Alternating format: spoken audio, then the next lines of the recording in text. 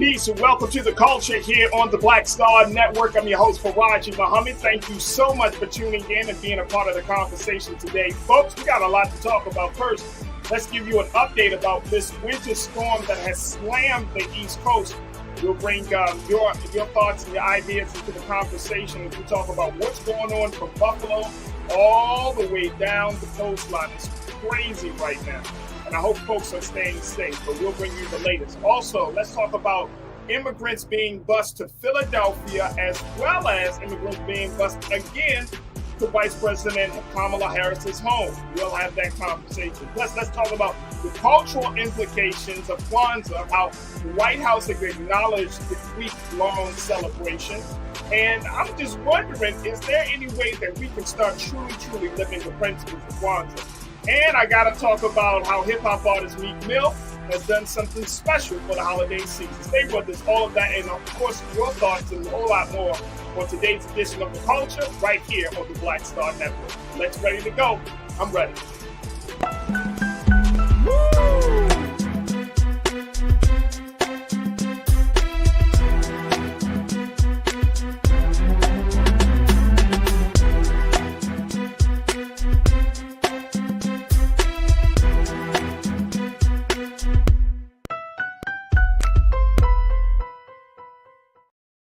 Folks, welcome to the culture here on the Black Star Network. I'm your host, Farajii Muhammad. Thank you so much for tuning in and being a part of the conversation today. First and foremost, I hope you enjoyed and had gotten some rest from the holiday weekend, folks. There was a lot of folks that were trying to get things done and moving around, and then Christmas ended up on the weekend, and it just changed everything.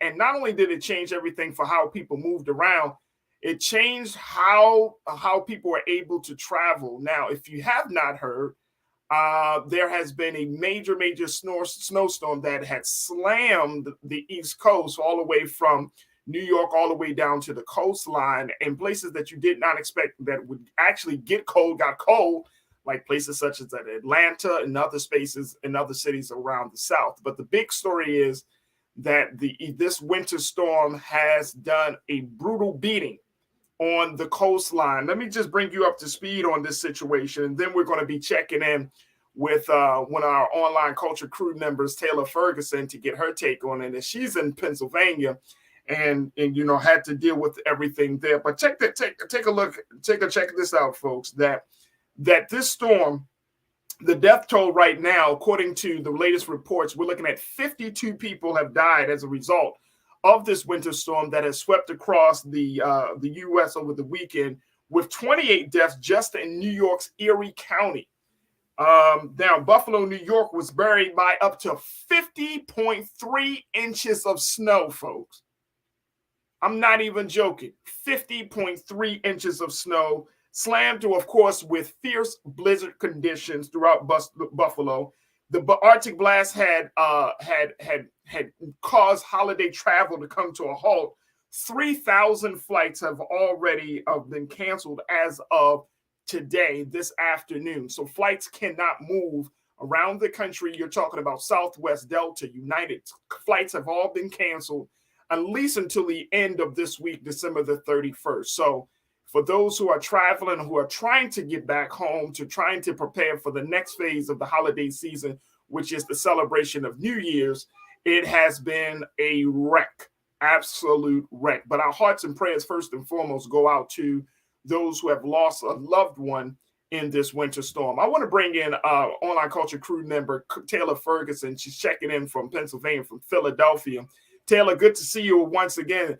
How are you? I'm good. So the situation in this storm, I know I moved from the East Coast to the West Coast, Taylor. So I know there's a lot to be said about that, right? I'll let you slide because we're on TV. Thank you. I'm telling you, I checked back to family back at home in Baltimore.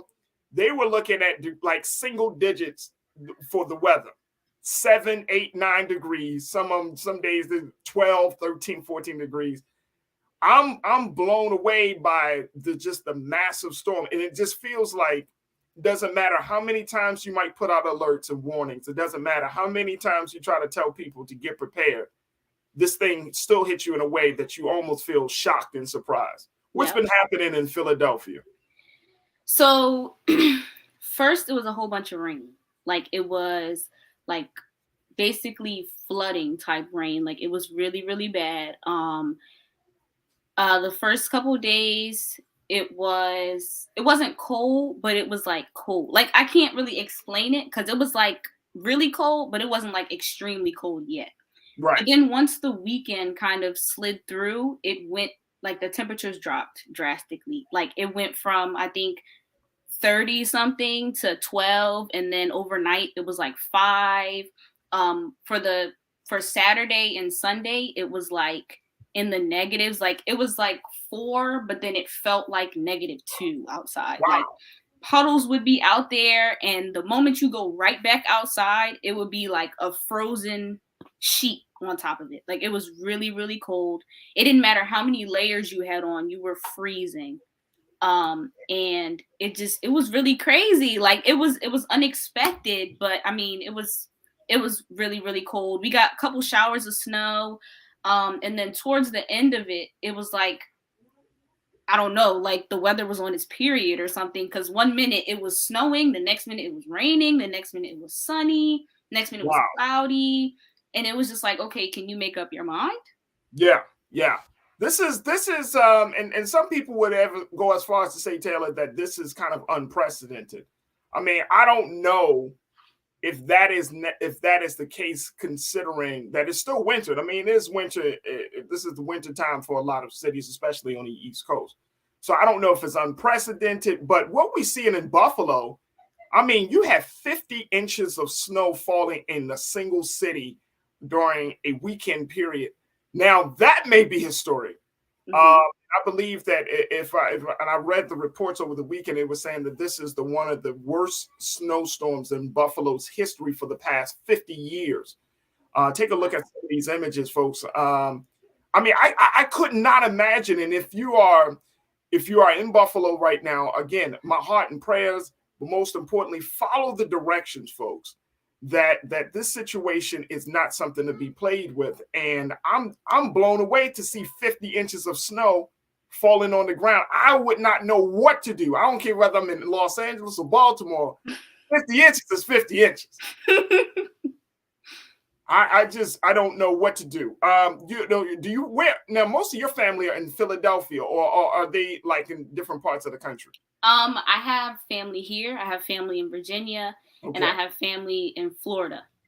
So I know in Virginia it was kind of bad, but it wasn't, or at least in the part that they were in, it wasn't as bad. Yeah. But in Florida, I know that they were kind of going through it a little bit. Yeah. First they had like those hurricanes that were coming through, and now this is kind of just like, I want you to come back to Philly. Like, that's all that I can think. Just come back to Philly. Right. And I think the other part is, and then we're going to go take some comments from our online culture crew, but I think the other part that we got to look at is the impact that this has had on the airline industry. 3,000 flights have been canceled as a result of it. Folks can't even move around. They're stuck. Essentially, people are stuck in airports because so many flights have canceled. Take a look at this, folks. This is coming from CNN. This was updated just earlier this morning. Where Southwest is dominating share of cancellations within, into, or out of the United States since yesterday. 73% of those flights were canceled yesterday, 87% today, and they're expecting 99% being canceled tomorrow, Taylor. So this is just from Southwest. So many people use this airline. I mean, they have the rates, they have the incentives, and all of those great things. But this is the airline that is really feeling the brunt of this winter storm. Yeah.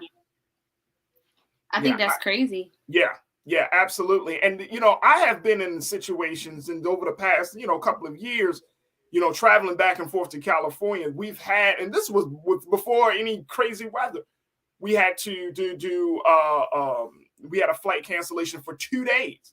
Oh. And it felt like 2 years. You know what I mean? You're like, okay, yeah, the airline put you up in a hotel, but you still don't feel like at home. And my heart really goes out to all of those folks because, when you want to get home, you want to get home.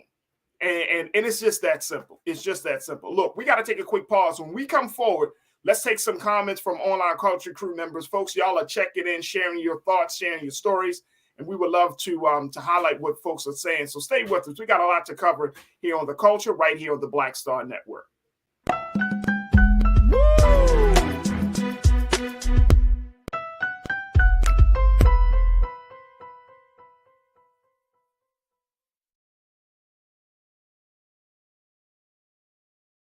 Black Star Network is here. Oh, no punch! I'm real revolutionary right now.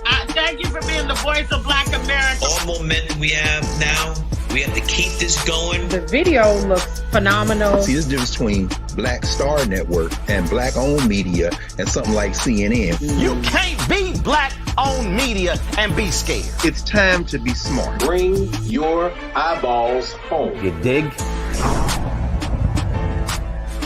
When you talk about blackness and what happens in Black culture, we're about covering these things that matter to us, speaking to our issues and concerns. This is a genuine people-powered movement. There's a lot of stuff that we're not getting. You get it, and you spread the word. We wish to plead our own cause. Too long have others spoken for us. We cannot tell our own story if we can't pay for it. This is about covering us. Invest in Black-owned media. Your dollars matter. We don't have to keep asking them to cover our stuff. So please support us in what we do, folks. We want to hit 2,000 people, $50 this month, raise $100,000. We're behind 100,000, so we want to hit that. Y'all money makes this possible. Checks and money orders go to P.O. Box 57196, Washington, D.C. 20037-0196. The Cash App is $RM Unfiltered. PayPal is R Martin Unfiltered. Venmo is RM Unfiltered. Zelle is Roland at RolandSMartin.com.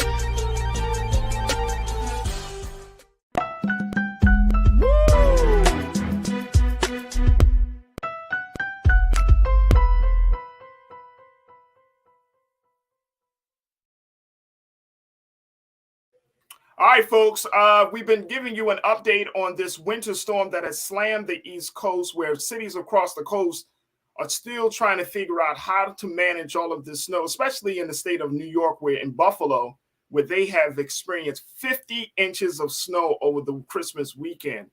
And officials are trying to figure out the best ways that they can dig the city of Buffalo out, as well as other cities across the country along the East Coast.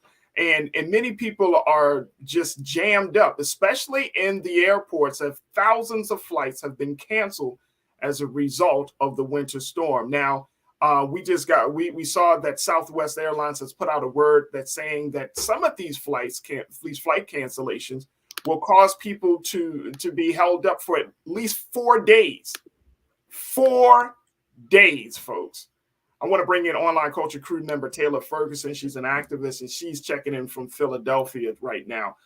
4 days. That's the word that's been put out to the public, Taylor, about Southwest. Now, again, Southwest is just one of the many airline companies that have to make some major changes. United, Delta, all of your major airlines have basically stopped their stop with the flights, and even going into some of the big airports such as Atlanta's airport, which is a major hub for the country, especially on that side of the country. You have Dulles and BWI in Baltimore, and so this has caused a lot of heartache, a lot of headache, a lot of pain for a lot of people who've been wanting to get home to celebrate New Year's celebration. And here's the other thing very quickly, Taylor. When you talk about climate change in this country and people don't understand how serious the situation is, just reflect back on what's going on in this storm. This is a result of the climate. Yep. And we're seeing it more and more. The weather is becoming more and more unpredictable than I would say over these past 10 years than they have probably been over the past 20 to 30 years. I just have never seen weather like this before in my life. What's your take on that? I feel like if the snowstorm that was in Texas and Louisiana and all down there in the South wasn't a wake-up call to you, then I don't know what will be. Because the fact that it was so icy and like so frozen in places that are usually like 100 degrees, that should have gave you a wake-up call that climate change is an actual thing. But I mean, since it doesn't affect everybody doesn't see it that way. So if you're on the East Coast and you're seeing it now, that should definitely be like, okay, since when was it going to be -5 degrees outside? Since when was I going to see 50 feet of snow outside of my door, let alone have to shovel it? No, that's a big question. That's a big question. And I think that's why we need to have a bigger conversation about climate change. And, I know that a lot of young people, especially, the next generation like yourself and others are saying like, you know what? I don't want to have to deal with this stuff when I get 30, 40, 50 years old. We need to figure something out. Let's go to some of the online culture crew and hear what they got to say, because folks are checking in right now. Ming Lee, Natasha Surge, you shared this story, which is a very unfortunate story. And I think that we may hear more stories like this, unfortunately, where you said, I heard on the news this lady's husband had a heart attack and the ambulance couldn't get to him. He died. The wife stayed in the house 2 days with her husband's dead body before she can get help. Wow. That's traumatizing. I mean, it's wow. Absolute wow. Jeez. Ming Lee, thank you so much for sharing that. And that gives you that right there, Taylor. For me, it is not just a snowstorm. This is a situation that can truly be a situation of life versus death. Yes. And so when you hear stories like that, and I've heard these type of stories, I mean, what can you do? You know what I mean? Our condolences go out to that family for losing that man. That's traumatizing. Oh, yeah, no doubt. And you have to stay in a house with the body. With the body. And that can decompose. I mean, it's... Imagine the smell in that house. I could not imagine. Conscious Thoughts, you checked in and said, what the U.S. experienced weather-wise was the exact scenario of the movie The Day After Tomorrow. Climate change is real, and Mother Nature is echoing her fury to us. Very real. Super real. And you still got some people that might say, well, this was a fluke. And I'm going to say, oh, this ain't no fluke. I think, unfortunately, Taylor, we may see more extreme weather. And they said, when you look at the Farmer's Almanac, when you look at some of those weather scientists and other folks who study nature, they say each and every year, things are not getting better with Mother Nature. Things are actually getting worse, right? Because of the stuff that we as human beings do to the earth. Yeah. So Mother Nature has a natural purification process. Mm-hmm. And then so when man comes into the picture and we just disrupt the natural and make it unnatural, Mother Nature say, oh yeah, it's not good at all. You got to remember that when you about to throw that bottle away. Remember that. Yeah, definitely. Absolutely. Janelle, you checked in. Janelle, you said The Day After Tomorrow, the film, is a very accurate description. No area is going to be safe from the effects of this. Here's the other part about that, Janelle, that I think that we all need to consider. And this is something else taken into 2023. The cities that are most affected, like Buffalo and other cities, they're going to have to pay for the damage. That's going to come out of your taxpayer, your pockets, my pockets. Any type of natural disaster damage, somebody's going to have to pay for it. When there's a natural disaster or there's a weather occurrence like this, somebody's going to have to pay for it. And that can, I remember, Taylor, years ago, they had, I think it was in New York where they had Hurricane Sandy, if I'm not mistaken, but they had a storm, major storm, and it created such a power outage for New York City and different parts of the state. And it was like millions of dollars that were spent to try to restore because the power situation was just so crazy. So that's the other part about this, that we could talk about climate control. We can talk about God's wrath, but guess what? Guess who's paying for it all? Guess who's paying for it all? I mean, somebody's got to pay for this. Yeah. Truth is power. You said, and they said the death toll is up to 54 right now. We just reported 52. Now it's gone up to 54. That's just in the short period of time that we've been on there. Truth is power. Appreciate you for that update. Real Brooklyn, you say all these stories is heartbreaking. However, this is the same song every year regarding bad weather. Airline cancellations, death in the house, stranded. What part of all of this is new news? Well, here's the thing, and I think that you bring up a good point, Real Brooklyn, bro. I think that, Taylor, we should have conversations like this just because it kind of serves as a reminder that there are human beings that are affected by this. Like sometimes I think when we talk about, weather occurrences, natural disasters, we talk about it in a very very distance way, as if people's lives aren't upended as a result of these things. Mm-hmm.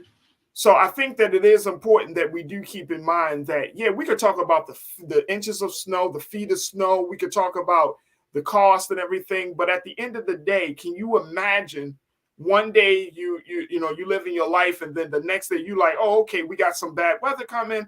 We'll close the doors, boom, boom, boom. And then you wind up and it becomes this whole other thing. And it becomes this life-changing event. Yep. That you will never forget. Yep. And then it serves as a marker for this life. So it's like before the storm of 2022, after the storm of 2022. You know what I mean? It becomes this whole other thing. It takes on this new identity. What's your take on that? So it reminds me of how I used to live in New Orleans, and I had to hear all about everybody's Katrina stories since I was, I didn't really know firsthand how everything was going. So when I finally got down there and I spoke to people who were like there for it, or let alone see how the environment looks after the fact, it's just like, it's so much pain, suffering, money, and effort that has to go into that just for the aftermath. And it's like, I'm sure that the people who live there did not expect for it to be that bad. The same with the other hurricane that happened last year. I don't remember the name, but I was there for that one.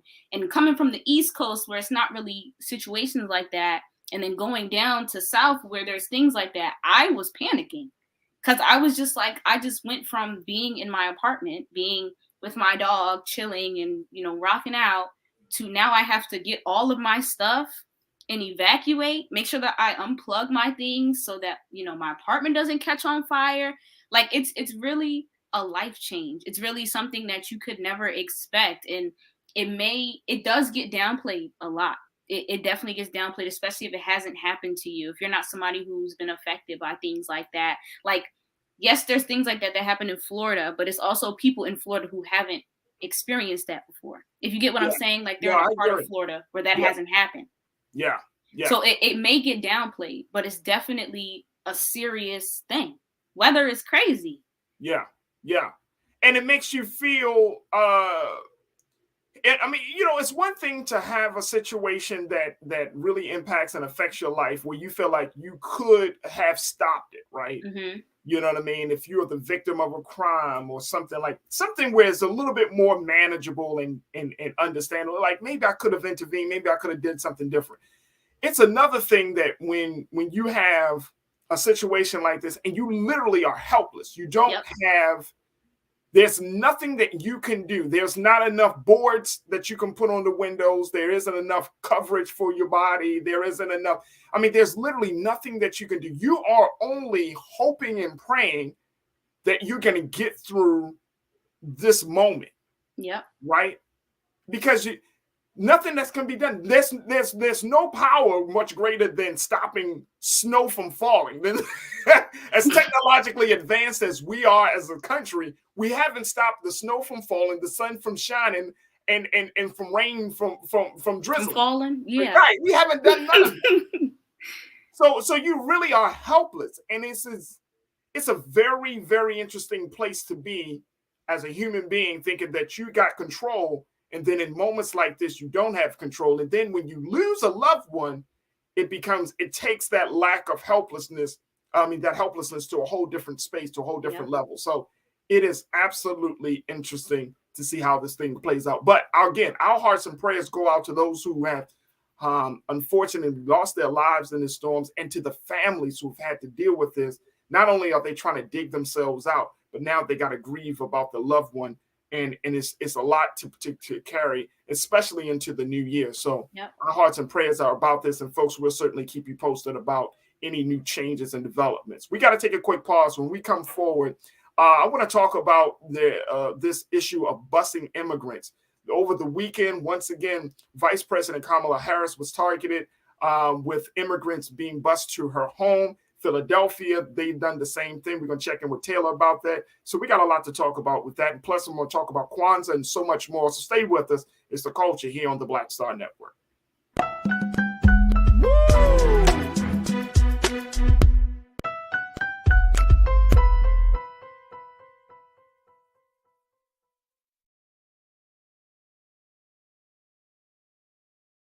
Hi, I'm Dr. Jackie Hood Martin, and I have a question for you. Ever feel as if your life is teetering and the weight and pressure of the world is consistently on your shoulders? Well, let me tell you, living a balanced life isn't easy. Join me each Tuesday on Black Star Network for A Balanced Life with Dr. Jackie.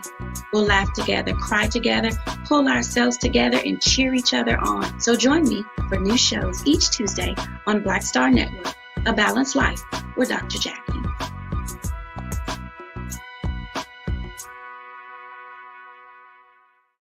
Black Star Network is here. Oh, no punch! I'm real revolutionary right now. Thank you for being the voice of Black America. All momentum we have now, we have to keep this going. The video looks phenomenal. See, there's a difference between Black Star Network and black-owned media and something like CNN. You can't be black-owned media and be scared. It's time to be smart. Bring your eyeballs home. You dig?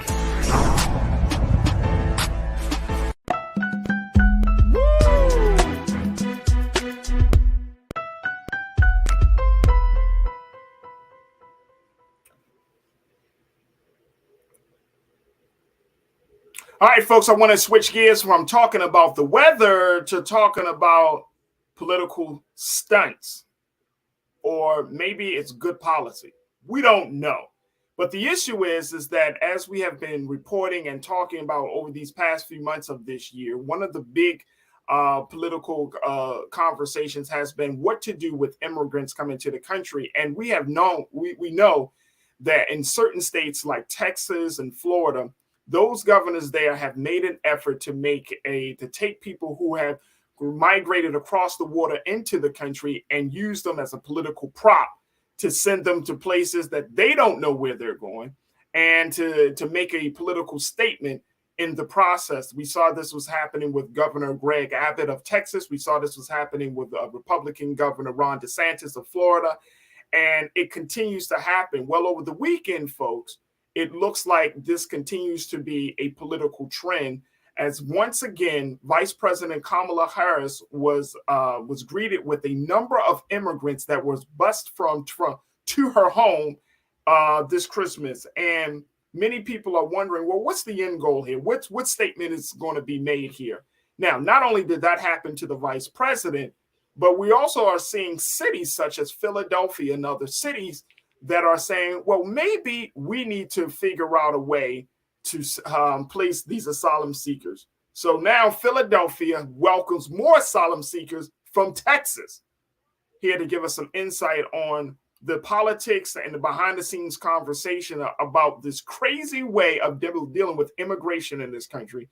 We've been checking in with activist Taylor Ferguson, who is in Philadelphia, to give us some updates. Taylor, what is going on in Philly? How did Philly get brought into this? So just like you said, I honestly think that this is a political stunt. Yeah. I feel like because the governor and the mayor know that we do not really like them that much, that this is kind of their way of making them look better, because they're advertising it as they weren't being treated right. They're dealing with turmoil. So coming here, they'll be welcome to shelters and food and a better life and things like that. So I feel like it's honestly just so that they look good. I do think that it is a good thing to bring them here, or to bring them to any place where they'll actually be sheltered and, taken care of. But I do feel like Philly wasn't genuine, like Florida. So when you say Philly wasn't genuine, first of all, give us some backstory on this. If the Philly mayor, the mayor of Philadelphia, the state, the governor of Pennsylvania, you're saying that they have actually agreed to this? Yes. Yes, they have. The governor came, well, he but he stated that this was something good for them and that they'll be given hospitality and shelters and things like this, and that they have been working on this since the summertime, which is true because they did bring it up around the summertime. It wasn't really as big of news then, but it is news now. And I won't say that the mayor's fully into it, but I feel like it's something that he's going to take advantage of because of the fact that it can make him look better. Like I said, I don't think that he's fully into it because he's another story. But I feel like the only reason why he's okay, or he is, I guess, tolerating it, is because of the fact that it will make him look good. So if it's making him look good, but I mean, they're activists like yourself and others, not just, solo activists, but organizations that are saying this needs to stop. Like what are you hearing on the ground level, as folks are organizing and working to try to deal with this issue of immigration in this country? Well, there are some immigration organizations that have, put money and put effort into this. For example, like I said, they have been working on shelters for them, making sure that it's easier for them to find their families, food, just regular human necessities. They're making sure that they have them. And then, it's also the people who don't know what's going on. Like the news is on, but are you really listening? It's kind of that type of situation. So yes, they know that they're here, but they don't know why. They don't understand why. A lot of people aren't very pleased because we don't need more people here. Some people are confused because it's like, I mean, Philly is going through a whole bunch of gun violence right now. So why are we bringing more people here? We're already going through a crap ton of crime. So why are you bringing people who are going to be completely confused as to where they are here? So it's really just a mixed group. It's a whole bunch of people who just, it's mostly confusion. That's really right. So these were 3 buses that were sent from Texas. They brought about 140 asylum seekers to the city last week. And then not only are they bringing them to the city, but there were children aboard one of the buses. So there are families that are there. What is the mayor planning to do? Where is he planning to put them? Because I know that in some cases they talked about, the city having a partnership with the hotel, putting them in hotel spaces. Is that the solution? And is that the short term? And then what's the long term as far as you understand? So from what I'm getting at, all that I see is that they have placed shelter for them. That's all that they're saying is shelter. So we don't know what that could be. That could be putting them up in a detention center. That could be a regular homeless shelter. It can be so many things. So all I see is shelter. But I feel like this is just a short-term situation because they're sending some people to shelter, and then some people actually have family here. So they're telling you, go be with your family. We don't really want you here, but go be with your family. Make less work for us and go stay with your family. I don't know if it's a hotel thing. Like I said, I think it's just they're putting them up somewhere just so that they're here. How long? As far as you know, any timeline has been determined? Not really. I think it's just so that you figure out what you want to do. Because I really don't think they want you in Philly. Wow. Yeah. This is crazy. And folks, I want y'all to check in as we have this conversation talking about immigrants being bused to Philly. This is just the next another incident of this situation, of this political strategy. And I don't even know if it's a strategy, Taylor, to be honest with you. I feel like this is just let me share why I have the sentiment. Because Governor Greg Abbott went on record to say that he was doing these unscheduled drop-offs in sanctuary cities in the Northeast, including Philadelphia, to ease pressure on the border state like Texas. but there's no like. Where's the conversation? Like, where is? Hey, okay, let's figure it out, because that just doesn't make any sense. So you don't want to put an extra people in Texas, and there are a lot of people in Texas. Texas is like the outside of California. California has 39 million people in the state of California, which is on the decline. Texas, according to the Census Bureau, is looking at 30 million people. So this is Texas is the second largest state in the country. But if you're trying to ease pressure, why did you? I mean, it just seems like there's so many questions. Why did you allow this to happen? Why do you think that an unsolicited bus drop-off is good versus another place closer to Texas? It's just a lot of questions on this, Taylor. I told you, publicity stunt. I'm trying to tell you. And how did this work out? I mean, and the fact is, and I think this is interesting, Greg Abbott is a Republican. So let me just say, I think some people are probably like accepting, like, okay, they're going to do some wild stuff. Mm-hmm. But the mayor of Philadelphia and the governor of Philadelphia, they're Democrats. Am I correct? Tell me if I'm wrong about that. Aren't they Democrats? You're right. But I mean, just because of what you are doesn't mean that your actions are going to show that that's what you are. You can be a liberal, but still be doing things on the, you're not. So. Look, we're going to take a quick pause. When we come back, I'm going to hear from my online culture crew to get their take on this, because folks are talking about it. Folks, stay with us. We got a lot to talk about here on The Culture, right here on the Black Star Network. Stay with us.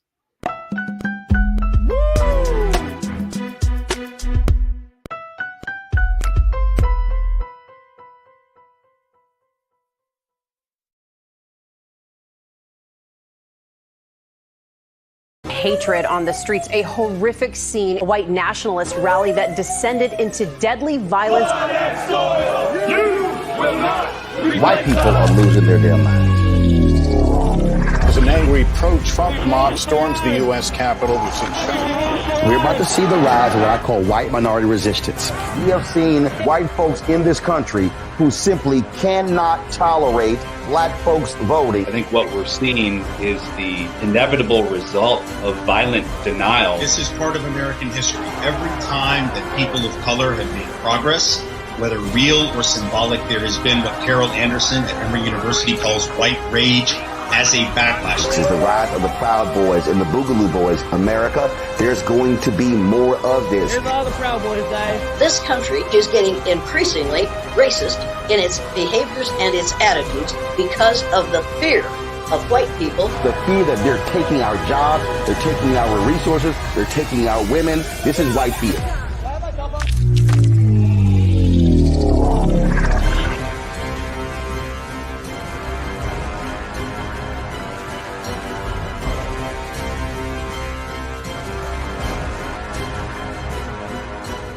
Black Star Network is here.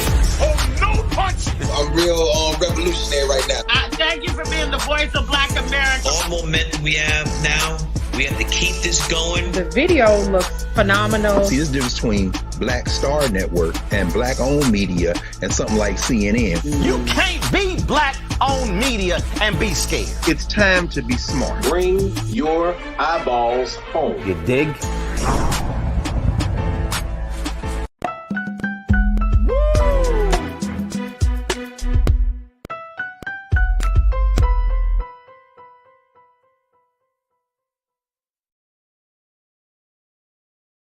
All right, folks, we have been talking about how a number of buses have been traveling from Texas to Philadelphia as part of the political strategy of busing immigrants to what is being deemed as a sanctuary city. Now, this is the language that Governor Greg Abbott of the state of Texas used in describing why he decided to send 3 busloads of immigrants who had first was able to get into the borders of Texas, and why he decided to move them to Philadelphia, even though some of those immigrants included children. He's saying that he wanted to ease the border, the pressure on the state of Texas And he thought that Philadelphia would be the best place to send these immigrants that have migrated across the waters. Wow. That's what we're doing with people now. Let's bring back in activist Taylor Ferguson, who is in Philadelphia, as we have this conversation. This is the crazy part. This is really like, and I mean, I'm wondering. It was reported, and I think that this I think there's this black woman who brought this up. She said her name, is a person that says Blanca Pacheco of the New Sanctuary Movement of Philadelphia brings up some valid questions, saying what is hard right now is it would be really good to know what languages are people speaking, where are they coming from, and treating them in a human way, and this is not happening. I think Blanca just summarized my sentiment exactly, Taylor. Like these are still human beings. And you know, in the conversation around immigration and discussion in this country, we act as if just because you're not quote unquote from America, that you're less of a human being.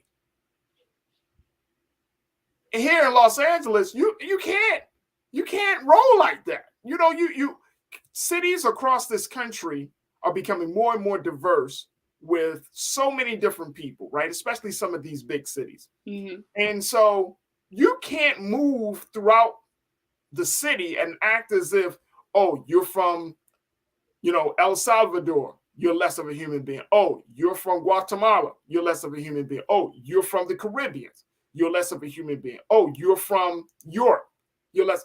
You can't move around like that. Nope. And I think that's the other part, that there is a human element that's missing from these conversations where immigration policy is determined, but then, you know, and then political stunts like this are made, but then you really forget, like, these are people who believe in, quote unquote, the American dream, who risk their lives to come across the waters, knowing that there is the possibility that they could be sent back home or they could die, right? They get here and they try to seek asylum. And one of our culture crew members brings up the fact that you know, you got to ask this question, you know, what are they running from? And then that will cause you, Taylor, to go into looking at what's going on in these countries, right? And more importantly, what role did America have in creating the conditions where people want to flee their homeland? Yep. Now that's the part. So America, we all over the place. Yep. We'll go into a country, we'll uproot the government, destabilize the economy, yep, do all of these things. And then you wonder why people want to leave and come to America. And then you get mad just because they show up at your doorstep after you just ruined it. It doesn't make sense. It really doesn't. It really doesn't. It doesn't make sense. No. Now, if this was a place, I'm sorry, what part of the world, and I'm talking about the civilized world, has America's influence and power has not impacted? Like in the civilized world, I'm not talking about some place in the darkness or something. I'm talking about where people are, where people live, breathe, and work, that America has not impacted. And it's very few places. We are the land of the colonized. Did you not know? We are known for colonization, and that is what we do. Exactly. So I think that that's the other part of this. Is like the immigration conversation is missing. Like, okay, why are people seeking asylum in this country, right? What are they running from? Great. Why were the conditions like that in America? Now, I'm not saying it's always America's fault, but I'm saying America has put out the brand that this is still land of the free, home of the brave, that you can get a new life in this country. Nobody has taken down the Statue of Liberty. Nobody has put up a big, all right, close sign on these borders. Well, somebody tried, but he's not here anymore. So. Right, he's not here, and he probably won't return. So hopefully, I mean, we don't know what's going on. All right, let's go back to hearing what folks are saying about this situation. You don't like my music. You say we should let these immigrants decide where they want to go. Many have family here. That's interesting. What's your take on that? That's an interesting take, because now you're giving undocumented individuals, I don't know how you can even do that. You don't like my music, because if they're coming into a new place, they don't know. I mean, yes, some of them have family here, but I don't think a lot of them have family here. But what's your take on that, Taylor? That's an interesting recommendation. So I definitely feel like they should be able to go wherever they want. But I do feel like if you have family, then you have a better perspective, but you never really know unless you are there. Like you can see things off of social media. Like, again, like they come here and they have this expectation of, we're the land of opportunities, we're the land of this, we're the land of that. And then they come here and they're dealing with racism and taxes, really bad taxes. So it's just like, you have to be here firsthand before you know, do I want to live here? You can't just really make that decision just based off, oh, I want to go to Ohio. Oh, I want to go to LA because everybody's in LA. You can't do that.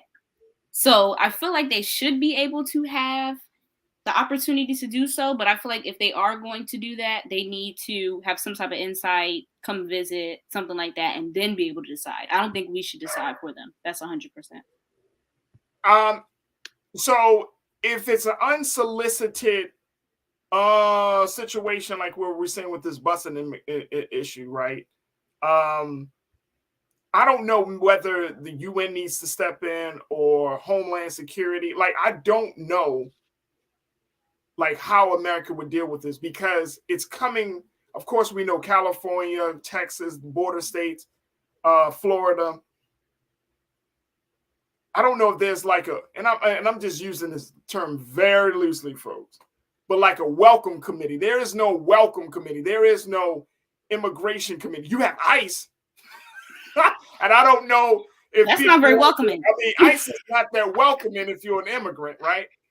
But I don't know there if it's the like a person or a group of persons or even an agency that can really just like, okay, we got these folks coming in. And then, you know, of course, immigration policy changes because of whoever's in office, right? The president that's in office. It doesn't change dramatically. But I don't know if there's a buffer between somebody who immigrated here, who was able to get across the border, for them to run up against ICE, or is there somebody who's just like, look, this is the situation. Like, I don't know, because it's so complex. Mm-hmm. It is so complex. Like and I know even what Donald Trump was trying to create this wall and trying to get people to just stop. But it's so much bigger than that. It's not just about a physical infrastructure. I feel like there's some of course there's some other factors here that play into why immigration is such an issue for this country. And I'm not quite sure, you know, where do we start with this? Because if people are trying to really seek asylum in this country, and America has presented herself as a safe space, then can we truly get mad? No.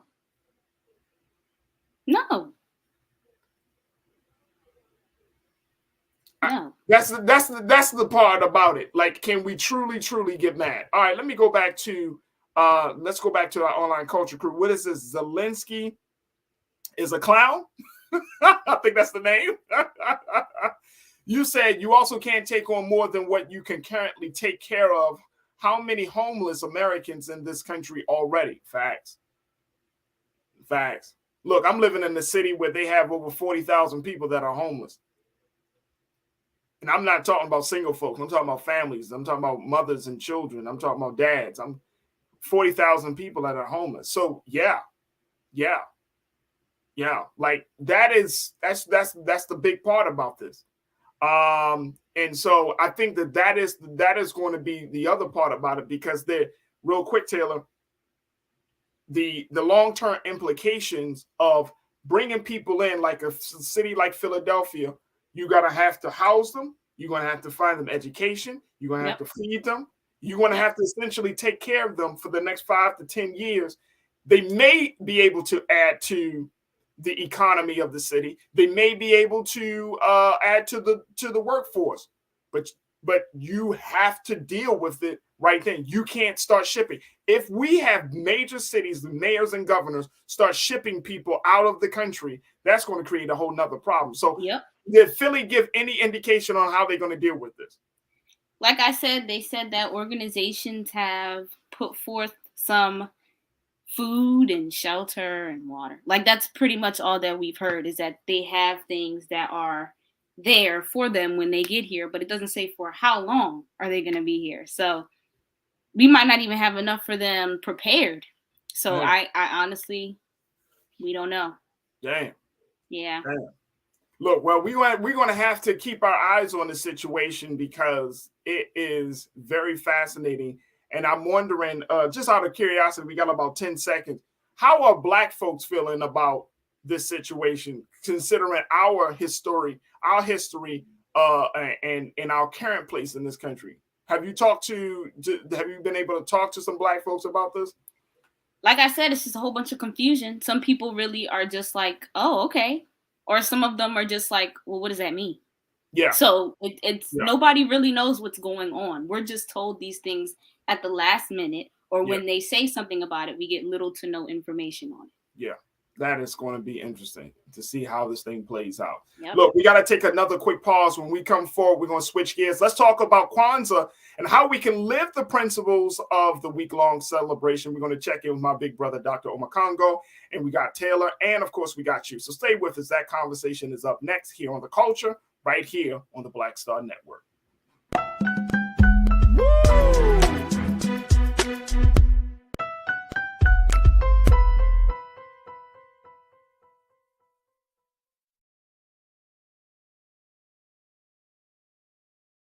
Pull up a chair, take your seat. The Black Tape with me, Dr. Greg Carr, here on the Black Star Network.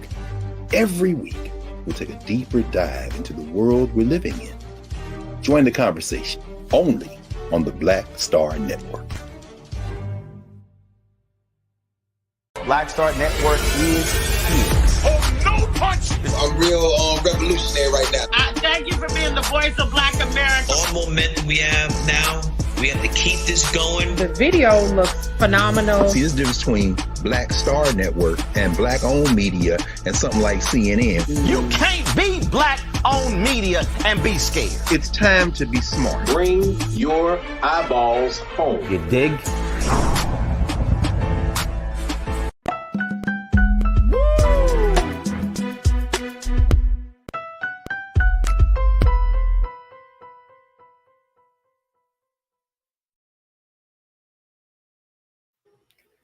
All right, folks, welcome back to The Culture. I wanted to have a conversation about the great celebration of Kwanzaa, which is a celebration, the final week of the year, a celebration that has been around since the great Dr. Malanga Karenga, established Kwanzaa as a way for Black folks in the country to learn and to get rooted back into key principles of community and family. And this has been a celebration that has grown in popularity. I remember as a child, back in the 80s and the 90s, Kwanzaa was sort of like an underground celebration. Now it has taken on national prominence, even so much as the president himself putting out a message of support for those who are celebrating the week-long celebration. Let me just share with you what the president said. And then we got my brother, Dr. Omakongo Debenya, and we got Taylor Ferguson, and of course we got you. Let's talk about how we can take these principles to the next level and not just talk about it for the last week of the year. But here's what the president said around the issue of Kwanzaa. He put it out there. The White House has put it out there on a video posted yesterday, where the president and First Lady Jill Biden offer thanks for the, quote, rich heritage of African Americans, which is deep in the story of our nation.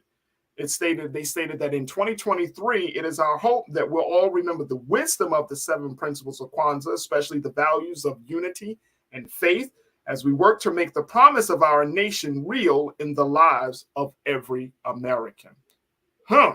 So today I wanted to talk about this. This is the second day of Kwanzaa, so we're celebrating the great principle of Kuji Chakalia.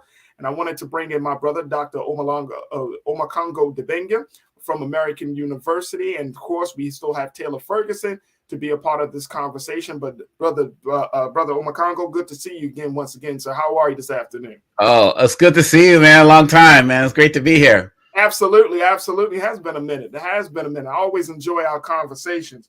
So, big brother, let's talk about this celebration. And it has kind of gained some popularity over the past few years, right? It hasn't become just like this cult following of Black folks that has said, oh, we're going to do this. This is a national holiday, even though it's not institutionalized, quote unquote, as a national holiday. There isn't any major like shutting down of businesses. You know, the government never put out a proclamation or a declaration saying that. Yeah.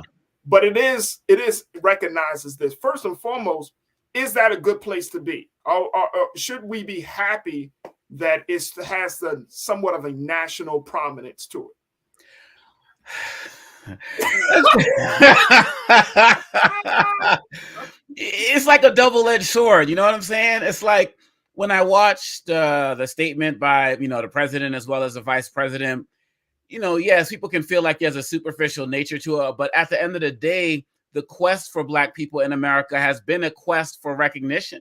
How long have you on your show and all of us, Roland Martin show and everywhere else, had conversations about things relating to reparations and all of these things that we feel like America owes us, which they do, don't get me wrong. It comes down to recognition. We talk about other groups who receive apologies and different things for what they've experienced. And so part of what's going on with Kwanzaa as well as Juneteenth and the like, we have to accept this recognition, because if we're going to talk about the fact that there is no America without Black America, that Black people built this country, that we are the foundation of it, then damn it, what we do has to be recognized and honored at the highest levels. As guardians of the culture, it's up to us, however, to make sure that it does not become as commercialized as many other holidays have, whether we're talking about Christmas in terms of just people just focus on the gifts versus the actual messages of Jesus and the like. We need to make sure that we guard that in our quest to make sure that we're getting the recognition. Absolutely. I want to play the video, and I know my team, they got the video now of the president. Let's play the video, just a little bit of what President and First Lady Jill Biden said about this national holiday. Jill and I wish everyone a happy Kwanzaa. During this celebration, millions will gather with their families to reflect on the struggles and triumphs of the past and look towards a brighter future. With each candle you light, we hope your home is warmed by the laughter of your family and friends. Your hands are inspired to creativity, and your heart is filled with determination, faith, and love. We give thanks for the rich heritage of African Americans, which is deep in the story of our nation. In 2023, it's our hope that we'll all remember the wisdom of the 7 principles of Kwanzaa, especially the values of unity and faith, as we work to make the promise of our nation real in the lives of every American. May your Kwanzaa be blessed with hope, peace, and light. Jill and I wish everyone a happy Kwanzaa. During this celebration, I'm gonna be honest with you. That's interesting. That's a good word to describe it. I mean, but, you gotta think about it. Like, how many times have we seen, the president and other members of Congress, whatever, do a happy Hanukkah things, Merry Christmas things, Thanksgiving things, and we've thought, what about Kwanzaa, right? And then when we see it, we can't get mad when they do it. So I'm glad that they did it. Man. No, look, bro. I am with you 100%, and I think it shows a lot of growth. You know what I'm saying? Like it shows growth, right? That's right. Because we have historically been marginalized and put aside, like you said, in our celebrations and in those times where we wanted to be seen. And so for the president, for First Lady to put it out there, I mean, it's like, Okay, that's interesting. But I felt like it's, of course, it's needed, it's necessary. You got a lot of black folks in this country who are now at a space, I think, big bro, who are celebrating Christmas and Kwanzaa. That's right. And it's important that people know that, because it's important that people know that because, you know, Christmas is a religious holiday and Kwanzaa is a cultural holiday. So there are many black families across the country and anywhere in the world who have adopted Kwanzaa, who celebrate both. And, you know, Dr. Jawanza Kunjufu wanted a celebration and an honoring of our culture. That's why he placed it the days from the 26th to the 1st, because he wanted it to end on the new year, on the first day of the new year, to start us off in that principle of faith. And so I know it's harder for us to get that kind of national recognition because of everything going on as relates to Christmas and its history here, but he was very strategic in where he wanted the days to be placed. And so we have to honor that. And, you know, some of us in our community think that it's a replacement for Christmas. Never has been and never will be. Yeah, and I you know, I want to make the correction because I said Dr. Malana Karenga, and you just said Dr. Jawanza Kunjufu. So no, you're right. No, that's my mistake. I was just no. It's absolutely yeah. I'm just like, wait a minute. I thought one of absolutely Dr. Malana Karenga. Dr. Karenga, please forgive her, brother. I was just talking fast. I was just talking fast. I was like, all right, maybe it was me, but that's cool. We corrected each other. That's good. That's all good. That's what you just saved my career, right? But look, you're absolutely right. Like there was a key reason why, and I think that if for families, especially black families, we have to include that as part of the conversation, right? And it's, I remember growing up, like I say, in the 80s and 90s, where it was like almost a war between the two. It's like, no, I celebrate Christmas, you celebrate Kwanzaa, you ain't real. And then it's like, now I'm so happy that black folks can embrace both. Because I think, to your point, one of them is talking about religious holidays, and one of them, you know, Kwanzaa could be celebrated by any black person, regardless of your religious affiliation. It's about principles of community and family. Absolutely. And you know what's very interesting? I've actually had, and I don't know if this is a conversation for next year, I don't know, but you know, I've had some conversations with some white people who have been seeing what the principles of Kwanzaa are about.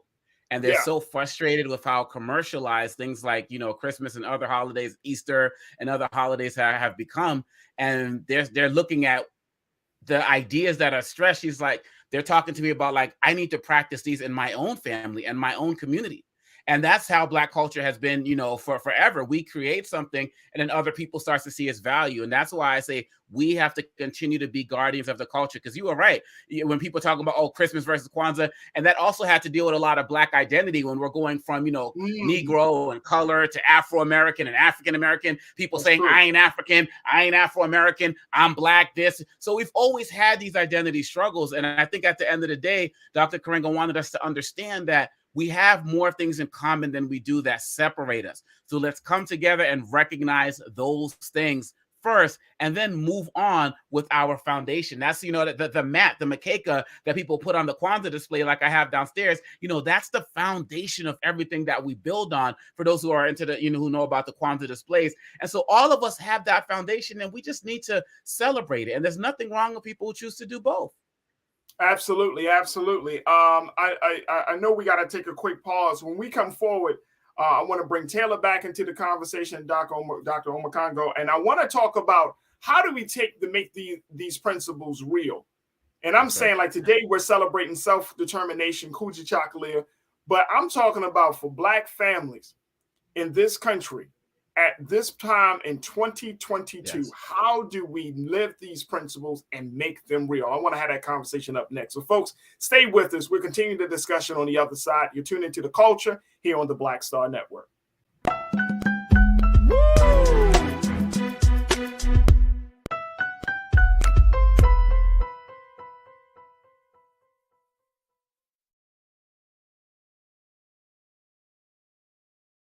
Hi, Hi, I'm Dr. Jackie Hood Martin, and I have a question for you. Ever feel as if your life is teetering and the weight and pressure of the world is consistently on your shoulders? Well, let me tell you, living a balanced life isn't easy. Join me each Tuesday on Black Star Network for A Balanced Life with Dr. Jackie. We'll laugh together, cry together, pull ourselves together, and cheer each other on. So join me for new shows each Tuesday on Black Star Network, A Balanced Life with Dr. Jackie.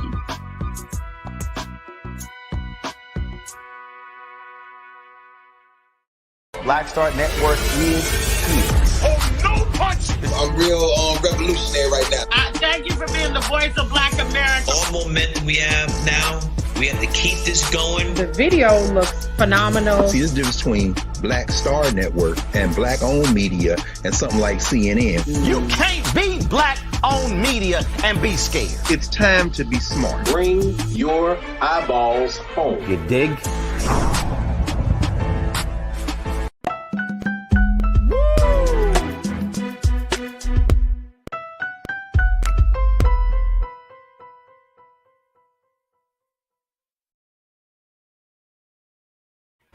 Folks, we've been talking about living the principles of Kwanzaa as we are in the second day of the week-long celebration that closes out the year. And we've been checking in with Dr. Omakongo Debenga, my brother from American University. We're going to bring back into the conversation Taylor Ferguson, but really talking about how do we make Kwanzaa a real experience, not just a celebration, not just a ritual, but to make it living principles, especially going into a very, very new year like 2023. Dr. Obakongo, what's your take on that? How do we start that? And then Taylor, I want to get your take. How do we make that? How do we make these principles real? We're talking about unity. We're talking about self-determination. We're talking about cooperative economics. We talk about all of these things, but to bring them home to Black folks and to use them as Dr. Karenga wanted us to use them as guiding principles for the new year. How do we do that? The basic thing we have to ask ourselves in everything that we're doing is a very simple question. Am I centering Black people in whatever it is that I'm doing, or making my best attempt to do so? So when we talk about cooperative economics, that's talking about supporting Black businesses. When we're talking about faith, that's talking about, are we going to support, are we going to have faith in our political leaders, people who are out in the community, the Farajis of the world, the Roland Martins of the world, who are working to build a Black Star Network? Are we going to have faith in that and supporting that? When we talk about self-determination, are we going to go listen to our leaders, not people who are told are our leaders? Are we going to determine who our leaders are? When we talk about cooperative work, are we really going to work together as opposed to this crab in a barrel mentality of pulling each other down? The list goes on and on. Creativity. Are we working with people in our community who are the creators, right? So if you start to ask that question, and you start to see that I haven't been working with Black people enough. I haven't been really working to bring my family together. I've been more concerned with unity at my job than unity in my household. Like those types of things. When you do that honest take, then you start really figuring out the actions that you need to really live these principles 24/7. Absolutely. So you're talking about being intentional, Taylor. That's what I'm getting from Dr. Omakongo. That he's talking about being intentional about these principles. And I think that has to become a family value. Like if you're going to talk about all of these great terms and go through the rituals of how to celebrate them, this has to be an instilled family value. What's your take on that, Taylor? So I definitely agree with everything that you said. I feel like it's more about questioning self first before you go out and question everybody else. So it's definitely, what am I doing to help my community right now? When we, again, like you said, when it's people like Farajii, or if it's Black-owned businesses, are we going to them first before we go to the other man? Like it makes sense to be there for your people. We definitely do a lot of tearing down of each other, so that needs to stop if we're trying to actually make change within our community.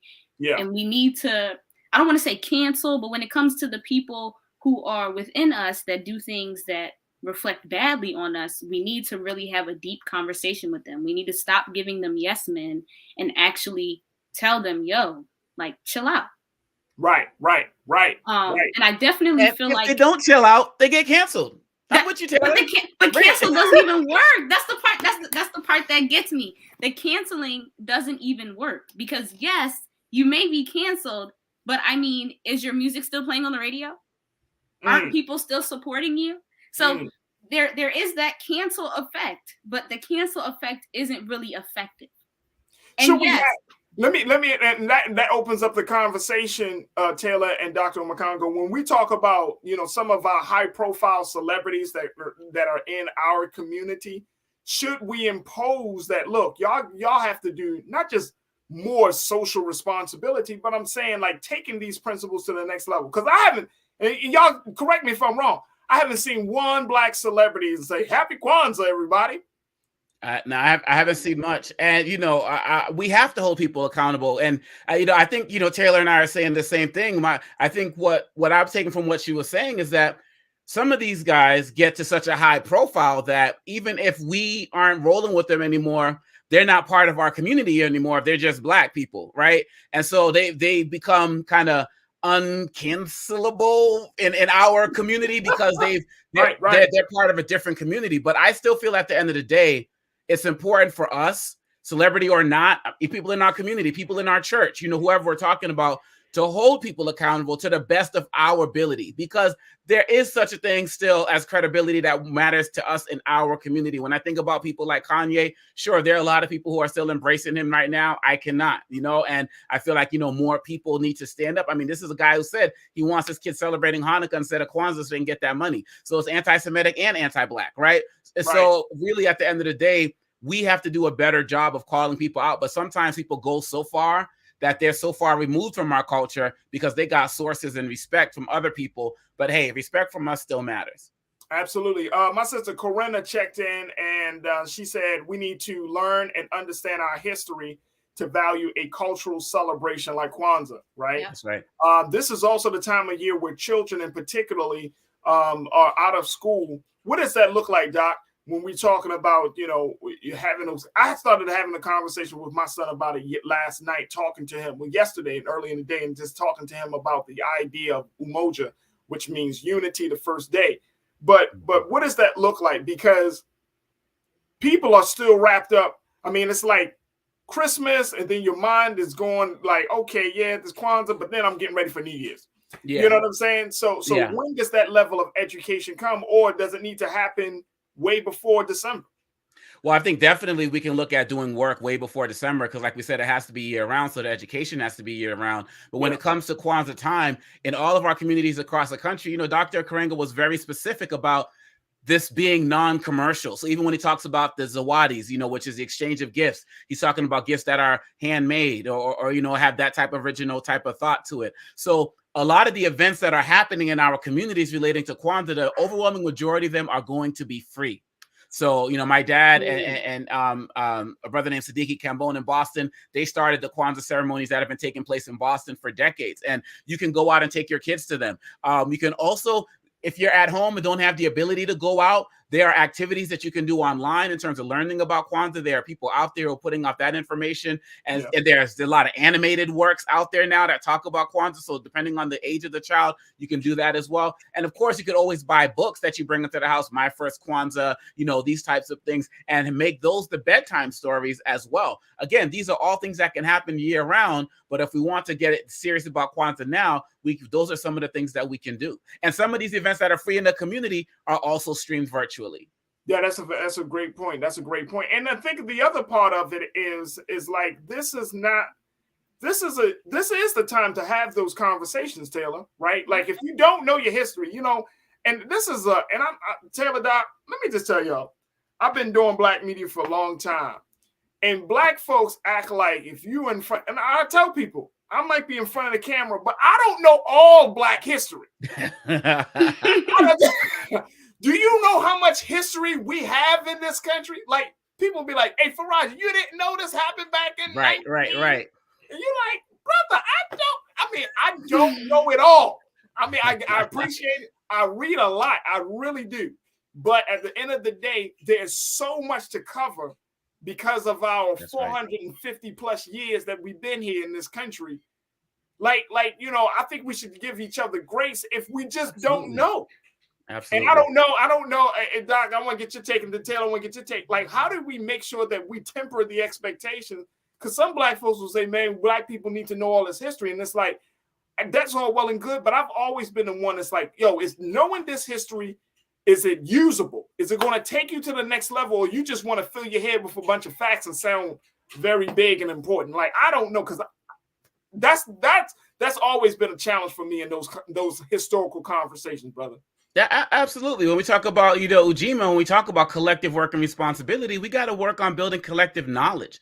When I was talking so fast to throw out Jawanza Kunjufu and you reminded us Dr. Malana Karenga, I didn't get offended. I didn't get mad. You corrected me, and because it was just a slip, and we keep going. But some people would, like you just said, how dare you mistake the name of the, you know what I'm saying? And that type of arrogance and ignorance, it doesn't serve the community. I'm listening to Roland Martin all the time, Karen Hunter, Joe Madison, and I'm learning stuff all of the time. And so we have to understand that, particularly when it comes to our own culture, the majority of what we learn does not happen in our K-12 or even our college curriculum. Ooh. So all three of us, we all know the majority of what we learn about Black people did not happen in school.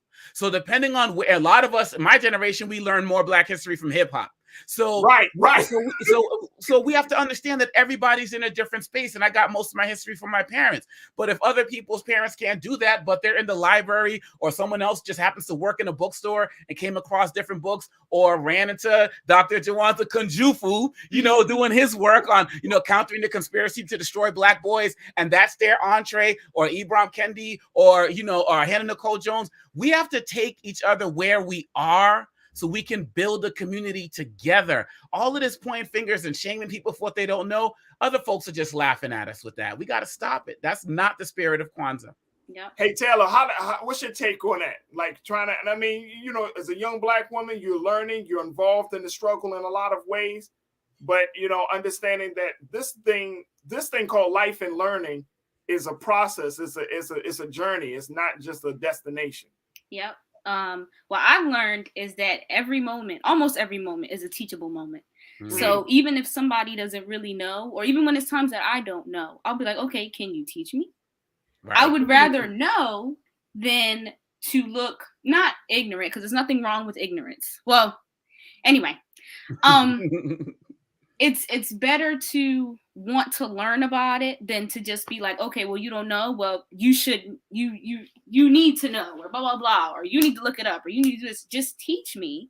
And then if I'm interested in it, or if I see that it's fit for me, then I'm going to keep researching it, and I'm going to find out more. And I might know more than you do at the end of the day. Mm-hmm. So I feel like it's always better to teach somebody. If they're asking you, well, did you know about this? Or I saw this, blah, blah, blah. And you're like, I didn't even know about that. And they're ready to cuss you out about it. You're like, whoa, like, can you just show me? Or like, it's always, like I said, almost every moment is a teachable moment. So you can really teach somebody something, especially if they didn't know, let alone research it by yourself. And hip hop for me is not educational unless I want to learn how to shoot somebody. That's why I said my generation. That's why I said my generation is different. Yeah, it's different. Right. I'm with you, Doc. I'm with you, bro. That was a source. No, let's keep it real. Let's keep it real. That was a source. Nowadays, it's not. Yeah, no. Depending on the artist, it really depends on the artist. They're not dropping it like that. And guess what? You can't be mad, because history is not. Depends on whether Dr. Carr is my goodness. Dr. Greg Carr is brilliant. Oh my gosh. Like Corinna just said, oh, he knows all Black history. I'm sure he does. Like, he studies this, right? But we need scholars like him, right? Because when an artist hears him, he can listen to the show, hear Black Table, hear Dr. Carr on RMU, and he's so inspired, and he'll drop. And do you know he'll drop a hip hop artist will drop 1 or 2 bars about something relating to Black history, and that will automatically. That's how powerful the medium is that it will spark a desire in the person listening to want to learn more.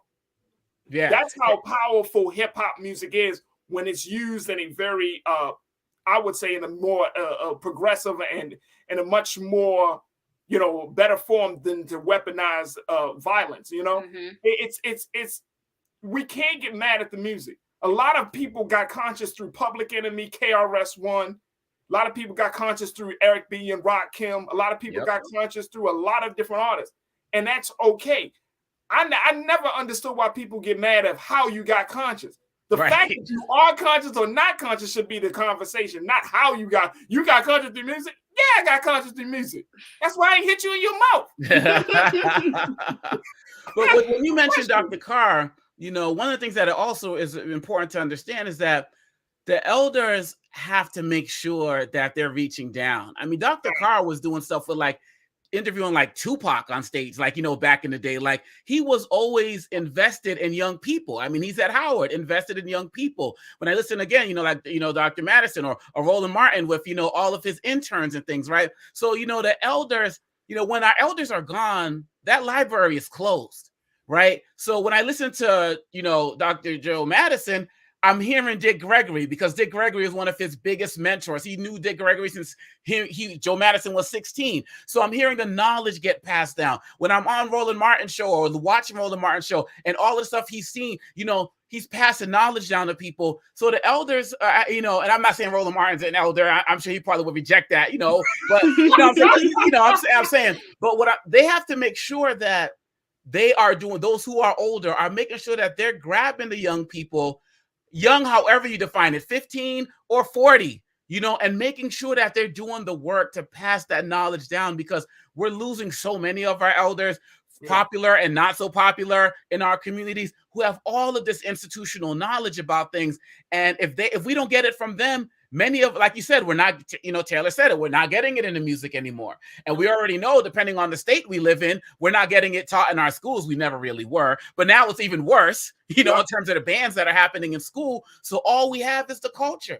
All we have is the community. And all we have is the knowledge that we pass on to each other. Right. And we got to make it important. We got to make it cool. And some people may not like me saying it. At many levels, we got to make it sexy. Whatever it takes for the knowledge to be passed on. Hey, Doc, you are absolutely right. Taylor, why are you laughing at that, man? I thought that was kind of funny. You gotta be sexy, man. Hey, look, history gotta be sexy. There's a whole network that makes history look sexy. Wow. You gotta tell stories, right? And then you're more apt to, some people, when they see those stories on the History Channel or when they see them in documentaries, it just helps. I mean, we're all different types of learners. So history has to be made sexy in some ways. Hey, Doc, I truly appreciate you. And I'm so happy to have you on, because in our next segment, we're going to talk about our hip hop artist that is doing his part to help people. But I appreciate you so much, Doc, for joining us. Dr. Omokongo Dibenga checking in from American University, talking about living the principles of Kwanzaa. Thank you, Doc. Appreciate you, brother. Thank you. Y'all take care. See you, Taylor. Absolutely. All right, folks, we got to take a quick pause. When we come forward, let's talk about hip hop and doing some great work. So let me share with you what one hip hop artist is doing to change the game for women that have come home or who have been incarcerated. We're going to have that conversation up next. Stay with us. It's The Culture here on the Black Star Network.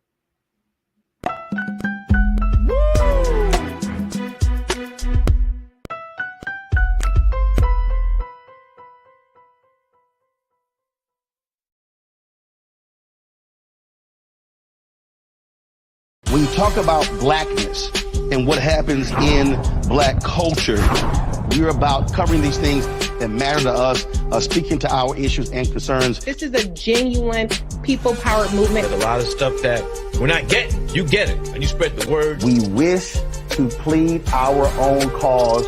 Too long have others spoken for us. We cannot tell our own story if we can't pay for it. This is about covering us. Invest in black-owned media. Your dollars matter. We don't have to keep asking them to cover our stuff. So please support us in what we do, folks. We want to hit 2,000 people, $50 this month, raise $100,000. We're behind 100,000, so we want to hit that. Y'all money makes this possible. Check some money orders. Go to P.O. Box 57196, Washington, D.C. 20037-0196. The Cash App is $RM Unfiltered. PayPal is R Martin Unfiltered. Venmo is RM Unfiltered.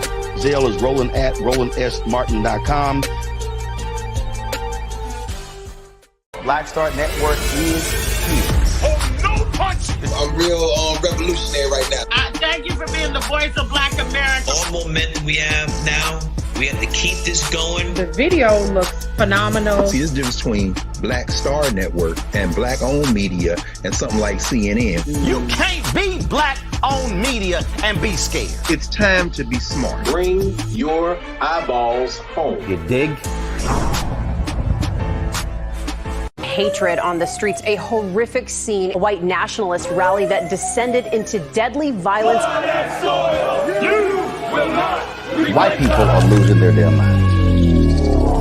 As an angry pro-Trump mob storms the U.S. Capitol, we've seen We're about to see the rise of what I call white minority resistance. We have seen white folks in this country who simply cannot tolerate Black folks voting. I think what we're seeing is the inevitable result of violent denial. This is part of American history. Every time that people of color have made progress, whether real or symbolic, there has been what Carol Anderson at Emory University calls white rage as a backlash. This is the rise of the Proud Boys and the Boogaloo Boys. America, there's going to be more of this. Here's all the Proud Boys, guys. This country is getting increasingly racist in its behaviors and its attitudes because of the fear of white people. The fear that they're taking our jobs, they're taking our resources, they're taking our women. This is white fear.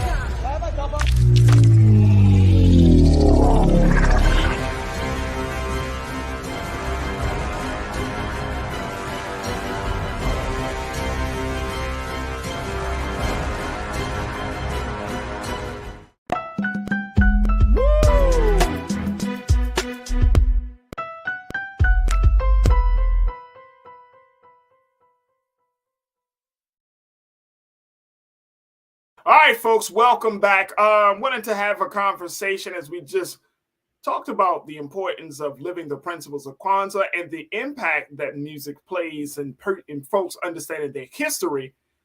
It's no surprise that we are also living in a time where hip-hop artists today are taking their level of social responsibility even more seriously. And this is the case Philadelphia-bred hip-hop artist Meek Mill. Let's bring Taylor back into the conversation.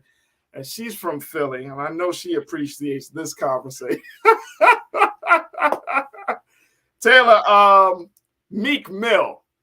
He's a guy. I've been watching Meek Mill, and of course his career has kind of catapulted.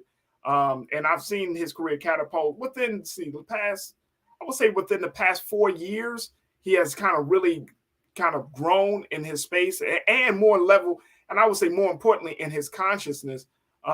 He is, of course, being from Philadelphia. He talked about the street life for many years in his music, but then after a while, that started to change. The tone of his music started to change.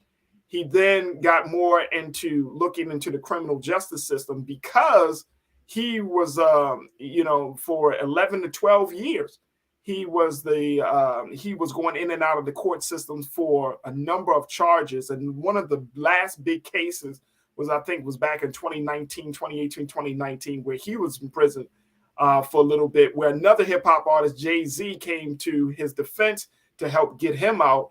And so him and Jay-Z started the Reform Organization, which is the organization to look at what they call it, the Reform Alliance, the nonprofit organization that is working to fight criminal justice inequities and injustices that we see in the system.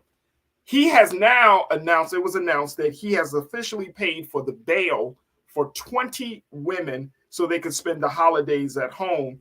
And this is according to Reform Alliance organization. Take a look at that, folks. The women were incarcerated at Riverside Correctional Facility in Philly, and they were unable to afford bail. 5 of the women were released on Saturday. 15 more will be released in the coming week.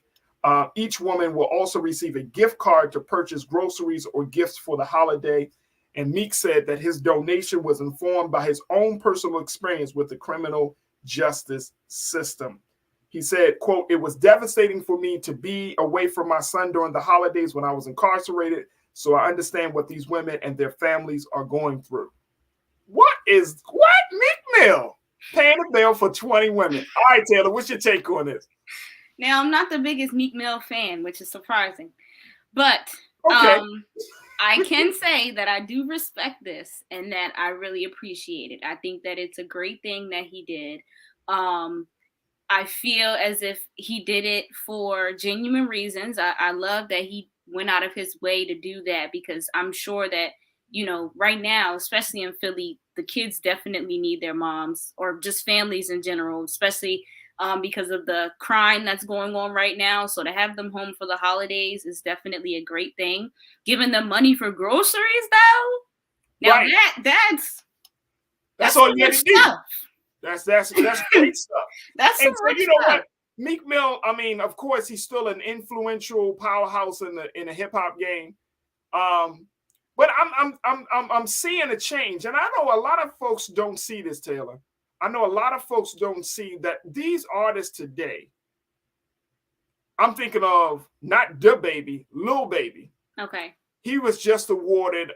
He was given like a humanitarian award for the work that he does, and I think he's from the city of Atlanta, if I'm not mistaken. Mm-hmm. But Lil Baby here is, I think he's in his 20s. What, he about 23, 24 years old? I thought he was 22. 22. Okay, he's 22 years old, given a humanitarian community service award just recently because of the work that he does. Going back home, he does like these Thanksgiving dinners that he provides. He also gave a number of families laptops. I mean, there is something different. There is something different. I think he also declared that he would no longer use the B word in his music.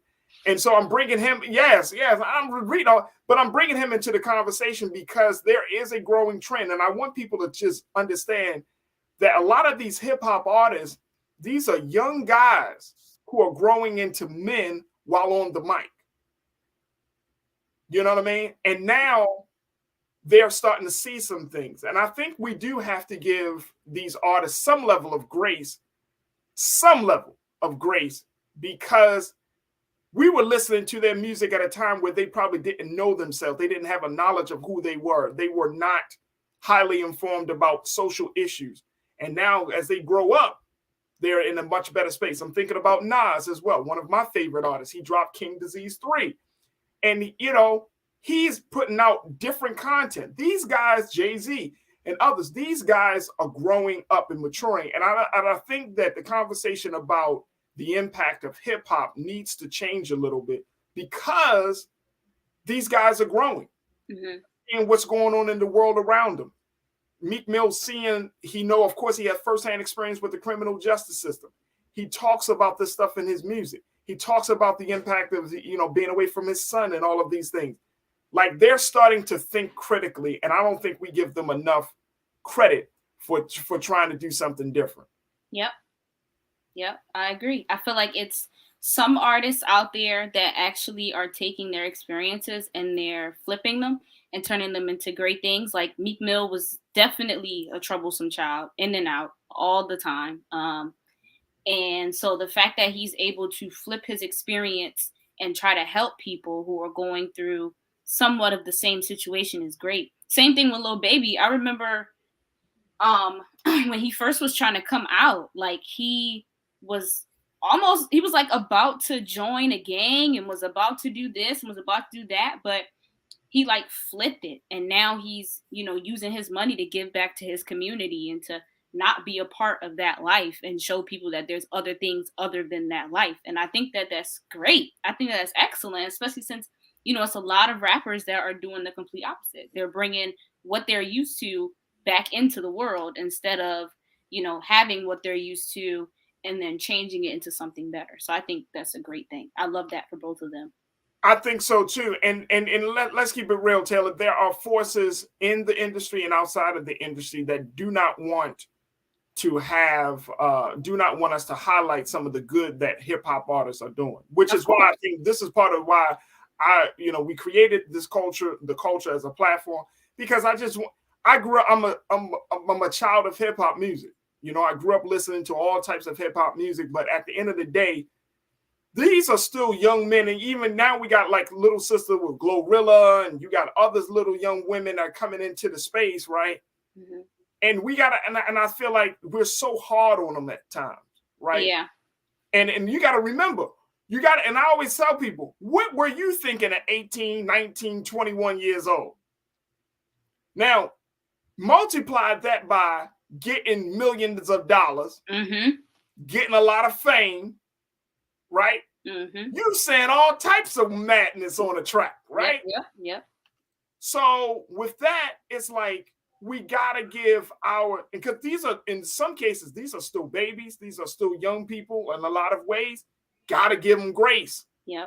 And you gotta hope and pray that if you come across them, give them a good word, something to think about. You know what I mean? And I think that that's the part of the culture, that's the part of the community that we have to get in the space of. Like, you know, if you come across a hip-hop artist, a local hip-hop artist in your city or your town, like, and you hear them saying some wild stuff, like, you can pull them to the side. Like, there are a lot of these young brothers you can talk to, and these young sisters you can talk to with the right spirit, but you could drop some knowledge on them. Yep, 100%. I can use my favorite artist as an example. Tyler, the Creator, is my absolute favorite artist. And when he first came out, the majority of his music was raunchy and crazy, and like, if he were to drop any of those songs today, he would have been canceled. He would have been blacklisted at that point.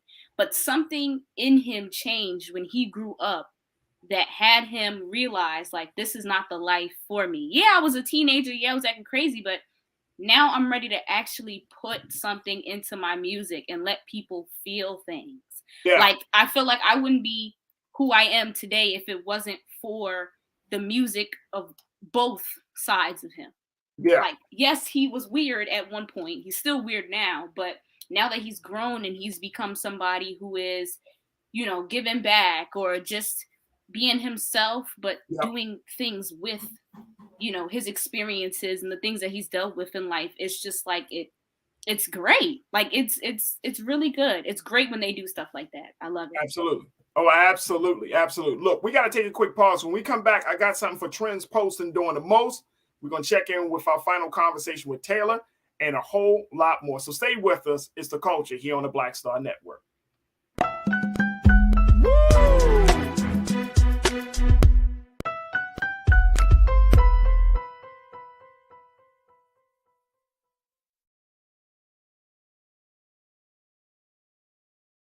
Hi, I'm Dr. Jackie Hood Martin, and I have a question for you. Ever feel as if your life is teetering and the weight and pressure of the world is consistently on your shoulders? Well, let me tell you, living a balanced life isn't easy. Join me each Tuesday on Black Star Network for A Balanced Life with Dr. Jackie.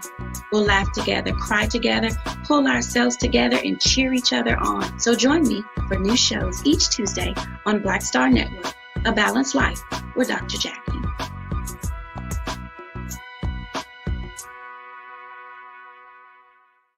Black Star Network is here. Oh, no punch! I'm real revolutionary right now. Thank you for being the voice of Black America. All momentum we have now, we have to keep this going. The video looks phenomenal. See, there's a difference between Black Star Network and black-owned media and something like CNN. You can't be black-owned media and be scared. It's time to be smart. Bring your eyeballs home. You dig?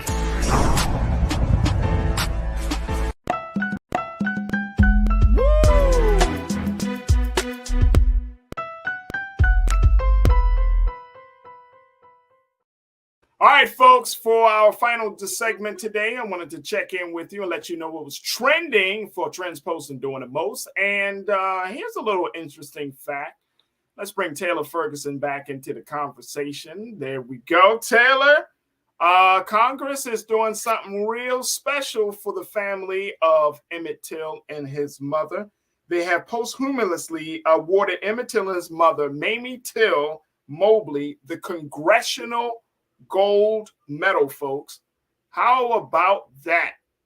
The Congressional Gold Medal. The medal will be on display at the National Museum of African American History and Culture near Emmett Till's casket. This was a result of a bill that was passed by Congress on Wednesday. The bill known as the Emmett Till and Mamie Till Mobley Congressional Gold Medal Act of 2021 will honor the 14-year-old Black boy who was killed by two white men in 1955 after a white woman accused him of flirting with her. It was Emmett Till's death and the brutality that was imposed on him that shocked the nation and helped ignite the civil rights movement. So as a result of that, his mother making the famous insistence that she wanted the world to see what racism has done to her little boy. Jet magazine published photos of Emmett Till's mutilated body back in 1955 after it was pulled from the Tallahatchie River in Mississippi. And as a result of that, that kicked off the civil rights movement, and it took it to a whole different level. Emmett Till's mother, Mamie Till Mobley, she died in 2003. But y'all know that back in October of this year, they just released a movie called Till.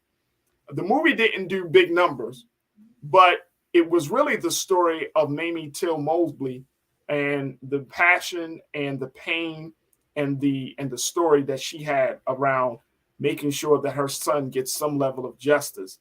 And it would not be, I mean, even though the white woman, I forgot, Miss Bryant, was never brought to trial, there has now been new evidence saying that she essentially lied about the whole thing. But she is still out. People are still calling for her to be incarcerated, even though she's in her 90s, I believe.